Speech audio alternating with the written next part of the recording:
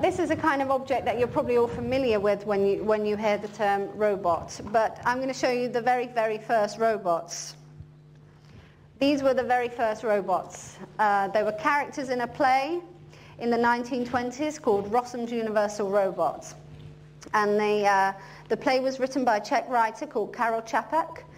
And basically, these robots, people tend to think of robots as kind of cute, cuddly toys or, Hollywood depictions kind of devoid of politics.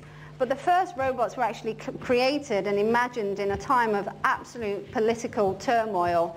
You just had the First World War, finished. That had a devastating impact across Europe.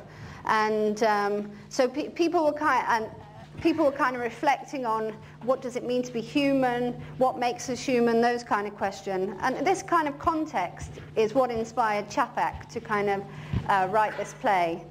And interestingly, these robots being human, they are actually in the play assembled on a production line, a bit like the Ford manufacturing production line. So even though they are human, they are assembled, and these robots are designed to labour, and that is their primary purpose in society.